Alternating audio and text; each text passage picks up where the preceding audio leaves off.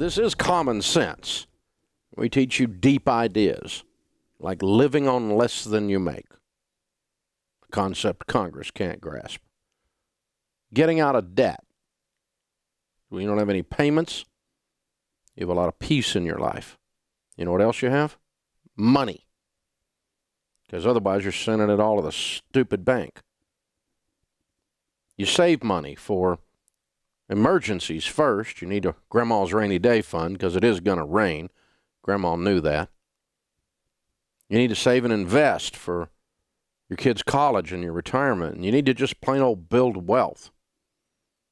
You need to be outrageously generous.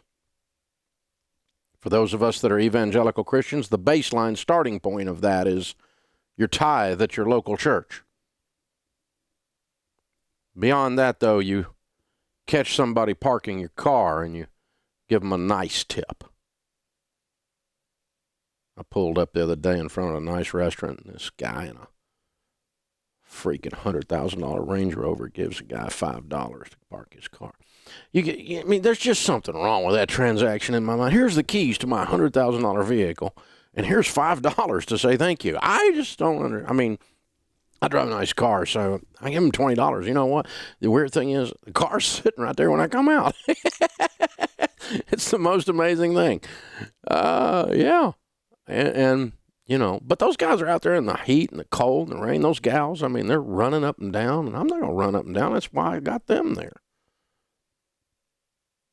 Got somebody waiting your table. How long has it been since you carried 100 pounds worth of dirty dishes on a tray over your head? That'll give you a backache. How about doing it all day? Leave somebody a tip. That's giving, by the way, in case you didn't know. I don't know if they earned it. Oh, shut up, you tightwad. And you wonder why you're broke, because you're tight. Now, be outrageously generous. It's a sign of people who are winning with money.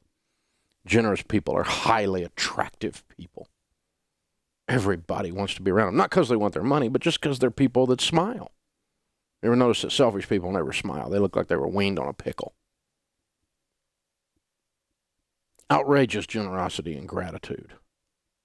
Contentment, staying out of debt, living on less than you make, saving money for emergencies and to change your family tree. These are the hallmarks of people who win with money. They're the ones that are on a plan. The dreaded B word, a budget. If you worked for a company called You Incorporated and your job was to manage money for You Incorporated and you manage money for You Incorporated the way you manage money for you now, would you fire you? If the answer is yes, please don't pray and ask God for more money.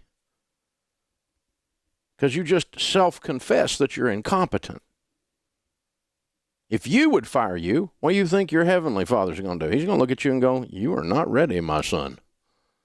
My daughter, you are a fool. I'm not going to give you money and make you a big fool.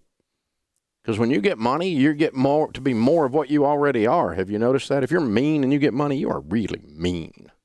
You ever meet those people? I've met them. You meet somebody who's a big giver. They love, they're generous, they're compassionate people. They got a big heart. They get money. You know what happens? They become a philanthropist. They give. They're always looking for opportunities to give. They found the secret to money. Those people did. Yeah, they understand how it really works. You get to be more of what you are as you get money. So you probably need to decide what you are in the process. But be managing the money well. Be diligent. The diligent prosper. You read the parable of the talents? Those that are faithful with the little things will be given more to manage. You ever heard that? Yeah, you've heard that your whole life, most of you. Then be faithful with the little things. Faithful with what you got. When you're sloppy with your $4, don't think you're going to get $8. This is not a hard formula. This is the stuff we talk about around here every day. And we have for 25 plus years, and it's helped millions of people because common sense is now so uncommon that it is now marketable. And we make a pretty good living selling it, I'll just tell you.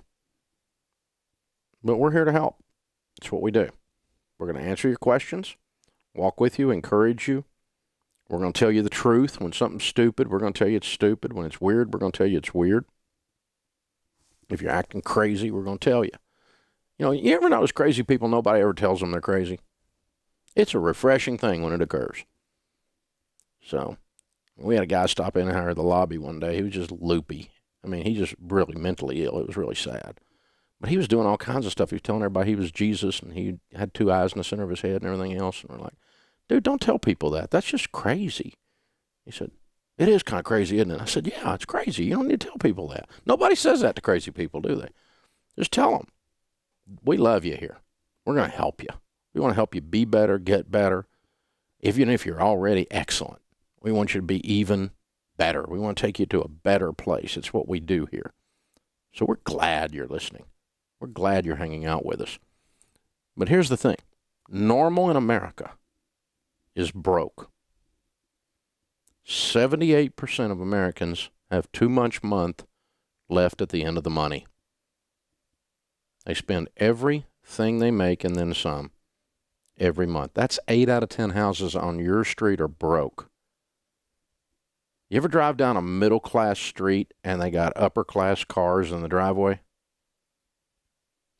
Tells you there's a problem. You can just count the payments is what you're doing. You ever drive down a upper-class street and notice the middle-class cars in the driveway? I was with a billionaire the other day. That's 1,000 million. That's a lot. He's driving a 20-year-old Mercedes. It looked like crap. I'm like, dude, you need to get a car. Really, you got $1 billion. This is freaking pitiful. I like my car, Dave. Don't give me a hard time. Don't give me peer pressure. You're Dave Ramsey. Dude, you got $1 billion. Get you a car. This thing's awful.